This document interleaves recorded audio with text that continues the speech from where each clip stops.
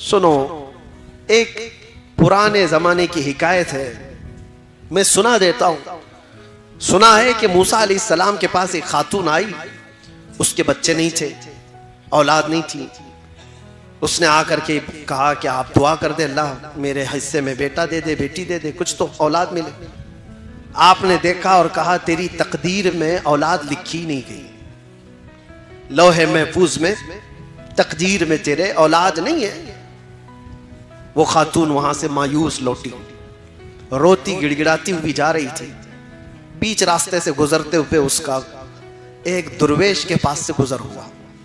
एक फकीर अल्लाह की याद में एक दरख्त के नीचे बैठा रहता था। तवज्जो, उसने देखा और पूछा खातून क्यों रो रही है? उस औरत ने कहा ऐसा ऐसा है, मैं बरसों से बे औलाद हूं, औलाद मांगने गई तो मुझे बताया गया कि मेरी किस्मत में औलाद नहीं है। उस दुर्वेश ने कहा घबरा मत, ना उम्मीद ना हो, मायूस ना हो, रब तबारक व तआला चाहे तो उसका लिखा हुआ है वो फिर लिख करके अता भी फरमाते। जा अपने घर सजदा कर, मैं दुआ करता हूं। वो औरत गई, रोज सजदा करती थी, दुआ करती थी, और ये दुर्वेश इधर उस खातून के लिए दुआ करता था। फकीर चंद ही दिनों के बाद उस औरत के घर में हमल के आसार, और चंद दिनों के बाद एक खूबसूरत बेटा पैदा हुआ। खातून को बेटा मिल गया, वो खुशहाल। थोड़े दिन उसकी तरबियत करती है, चंद दिनों के बाद दूसरा बेटा भी हुआ, फिर चंद सालों के बाद तीसरा बेटा भी हुआ, चौथा भी हुआ, पांचवा भी हुआ, छठा भी हुआ, सातवां भी हुआ। 7 बेटे हुए। एक दिन हजरत मूसा वहां से गुजर रहे थे, देखा इस खातून को, पूछा ये किसके बच्चे? औरत ने कहा मेरे। तेरे? तू ही वो औरत है जो औलाद के लिए शिकायत लेकर आई थी? कहा मैं ही हूं। कहा फिर कैसे आ गए तेरी औलाद? कहा बस दुआ है किसी बुजुर्ग की और अल्लाह की अता है। अल्लाह जिसे चाहे औलाद अता करे, जिसे चाहे अता करे। मूसा अलैहिस्सलाम अल्लाह करीम की बारगाह में अर्ज करते हैं, मौला मैंने जो देखा था वो गलत था या ये औरत झूठ बोल रही है? रब ताला की तरफ से जवाब आया कि तुमने जो देखा था वो भी सही था, औरत जो बोल रही वो भी सही। कैसे इसको औलाद हुई? तो रब तबारक व तआला ने फरमाया कि मूसा एक चाकू लो और एक बर्तन लो और जाओ अपनी उम्मत में से लोगों को पुकार कर कहो अपने जिस्म का एक टुकड़ा काट करके अल्लाह को दे दे। वो बनी इसराइल कौम है, बड़ी नाफरमान। मूसा अलैहिस्सलाम अपनी कौम के पास है, अल्लाह का हुक्म है ये। चाकू लेकर के एक थाल में कहा कि जिस्म का एक टुकड़ा काट करके दे दे। सब इधर उधर भागने लग गए। आज ये टुकड़ा मांग रहे हैं, कल कलेजा मांगेंगे। जिस्म काट करके देने वाले जिगरे बहुत कम लोगों के होते हैं, कौन करेगा? शाम हो रही थी, आपका गुजर उसी दुर्वेश के पास से हो रहा था। उस दुर्वेश के कानों में आवाज पड़ी तो वो खड़ा हो गया, कहा ए अल्लाह के नबी, क्या रब ताला ने जिस्म का हिस्सा पूछा है, टुकड़ा पूछा है? कहा हाँ। कहा ये बर्तन दीजिए, और चाकू भी ले लिया। और उसके बाद जल्दी से खड़े होकर इधर से काटा, इधर से काटा, इधर से काटा, जिस्म के जगह जगह से पूरी तेज चाकू से काटते काटते छलनी कर दिया। टुकड़े निकालता गया, पूरा लहू लहान हो गया। मूसा अलैहिस्सलाम ने कहा अरे नादान, हुक्म हुआ है एक टुकड़ा देने के लिए, जिस्म का इतने क्यों काट दिया? कहा आपने ये तो नहीं बताया कि रब को मेरे जिस्म का कहां का हिस्सा चाहिए, किस जगह का हिस्सा चाहिए। मैं सब निकाल कर रख दिया हूं ताकि कोई टुकड़ा तो उसे पसंद। ये फना, अल्लाह की बारगाह में जो फना है, अल्लाह का जो हो गया। तब रब तबारक व तआला ने फरमाया ए मूसा, जो मेरी मोहब्बत में अपने जिस्म के टुकड़े निकाल सकता हो, उसकी दुआ पर मैं क्या किसी को औलाद नहीं दे सकता? उसकी दुआएं रब तबारक व तआला के हुजूर जाती हैं। इसीलिए कहा गया खुद ही को कर बुलंद इतना कि हर तकदीर से पहले खुदा बंदे से खुद पूछे बता तेरी रजा क्या है। ये मकाम कब आता है? जब तुम जमे रह जाओ, डटे रह जाओ, अल्लाह रब्बुल इज्जत की ज़ात पर ईमान यकीन के साथ कामिल रखो। बहुत सारे वसवसे शैतान डालता है, बहुत सारे वसवसे डालता है। आप कहते हैं ना कि हमारा यकीन है अल्लाह की ज़ात पर। हजरत राबिया बसरिया रदी अल्लाह तआला अन्हु के पास एक बुजुर्ग आए, उनसे कहा कि माँ दुआ करो हमारे लिए, हजरत राबिया ने पूछा क्या दुआ करो? कहा इतनी दुआ करो अल्लाह हमसे राजी हो जाए। हजरत राबिया ने कहा इतनी बड़ी दुआ, इतनी बड़ी दुआ करवा रहे हो मुझसे, पहले ये तो बताओ क्या तू भी अल्लाह से राजी है? क्या तू भी अल्लाह से राजी है? उस बुजुर्ग ने कहा माई कैसी बात कर रहे हो, कौन है भला दुनिया में जो अल्लाह से भी नाराज रहेगा? कौन है जो अल्लाह से भी नाराज रहेगा? हज़रत राबिया मुस्कुराने लगी और कहने लगी ए बंदे खुदा, बहुत लोग हैं जो अल्लाह से नाराज हैं, ये कहते हैं अपने रब को अल्लाह कहते हैं, ये नाराज है, राजी नहीं है अल्लाह से। कहा ऐसा कैसे हो सकता है? कहा हो तो सकता है, करते हैं। थोड़ी सी ज्यादा गर्मी आई तो कहती ये कैसा खतरनाक मौसम आ गया, बारिश आई तो कहती बेमौसम के बारिश आ गई। यानी तुम इस बात पर राजी नहीं हो, तुम मशवरा दोगे कि अल्लाह कब बारिश बरसाए कब ना बरसाए, तुम्हारा क्या दखल है? तुम थोड़ी सी गर्मी आती है तो हाय हाय करते हुए लोगों को शिकायत करते हो। अगर अल्लाह से राजी होते तो उस रब की शिकायत दूसरों के पास नहीं करते। इनकी नाराजगी का हाल तो यह है, जब इनको अल्लाह देता है बेहिसाब देता है तो छुपा कर रखते हैं, किसी को नहीं बताते कितना माल है किसी के पास, छुपा कर रखते हैं। और जब छोटी सी बीमारी देता है तो 10 लोगों को कहते हैं मुझे बुखार हो गया, मुझे तकलीफ है, मुझे मुसीबत है। हज़रत राबिया कहती यही तो अपने रब से अगर राजी होता तो उसकी नेमतों को खोल खोल कर बयान करता और उसकी दी हुई मुसीबतों पर सब्र करता।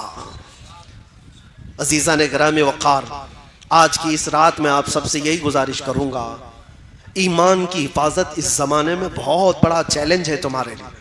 अल्लाह के नबी सल्लल्लाहु अलैहि वसल्लम ने फरमाया है, एक जमाना मेरी उम्मत पर ऐसा आएगा कि ईमान पर इनको खड़ा रहना इतना मुश्किल हो जाएगा जैसे हथेली पर अंगारा लेकर खड़ा होना मुश्किल है। वो दौर आ चुका है, वो दौर आ चुका है। तुम्हें अपने ईमान के साथ बाकी रहना, कायम रहना। आज का दौर तो निकल जाएगा, ऐसे वैसे तुम भी बूढ़े हो जाओगे, अभी मौत आ जाएगी। अगली जो नस्ल आने वाली है उनका सोचो, उनका सोचो। क्या आज हालात ऐसे नहीं कि कलमे पर, अजान पर, हुजूर के नाम पर, कुरान के औरात पर, मज़ारात औलिया पर, इस्लाम के शायर पर, हर चीज पर हमले नहीं है, हर चीज पर हमले। और इसमें से एक जमात ऐसी बन जाएगी जो सेकुलर बन जाएंगे, टोपी दाढ़ी रखने वाले वो सेकुलर बन जाएंगे और कहेंगे ठीक है हम भी बार बार ला इलाहा इल्लल्लाह नहीं पढ़ेंगे, ठीक है हम आज़ानें भी बंद कर लेंगे, ये भी निकाल लेंगे वो भी निकाल लेंगे, हम न्यूट्रल हो जाएंगे। वो एक जमात ऐसी बन जाएगी, अल्लाह उस शरीर जमात से हमारी हिफाजत फरमाए। वो मुनाफिकीन की जमात होगी, मुनाफिकीन होंगे जिनका दिल कुफ्र कर चुका होगा, जिनका दिल गैर खुदा को राजी करने के लिए अपने खुदा को छोड़ चुका होगा। आपका दिल ऐसा होने ना पाए, मौत करीब है, क़यामत करीब है। नौजवानों, अपने ईमान की हिफाजत करो।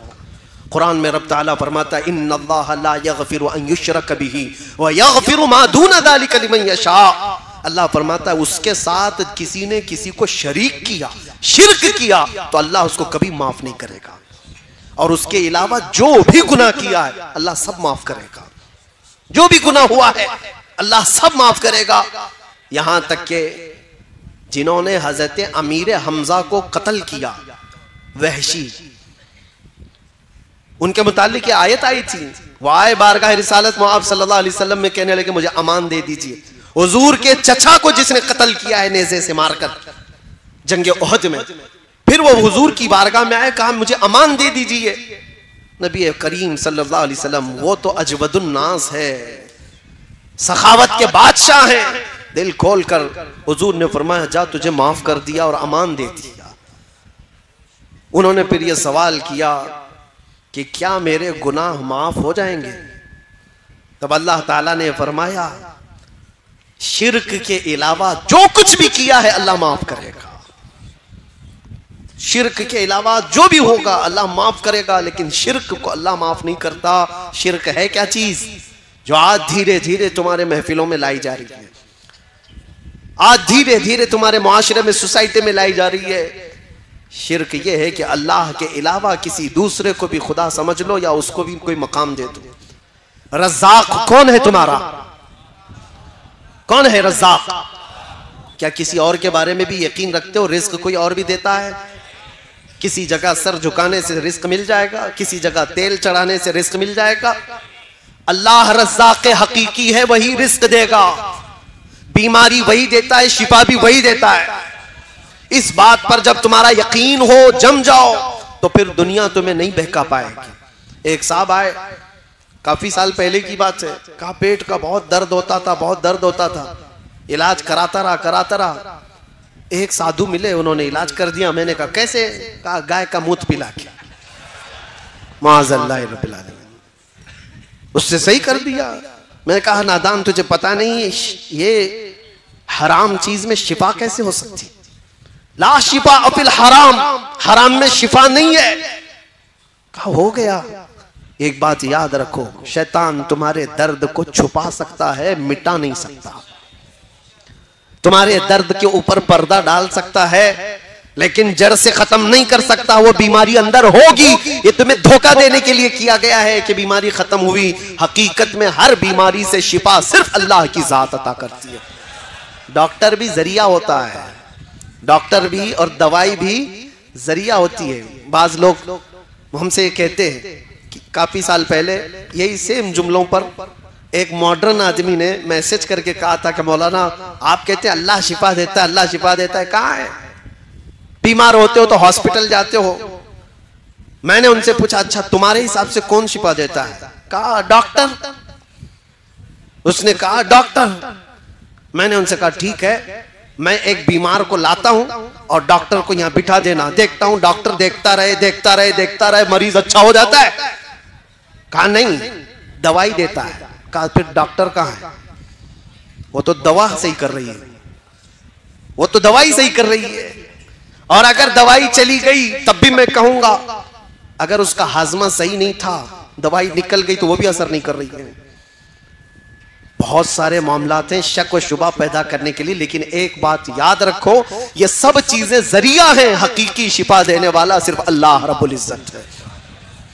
एक दौर आने वाला है तुम पर, अल्लाह ताला उस फितने के दौर से हमारी हिफाजत फरमाए।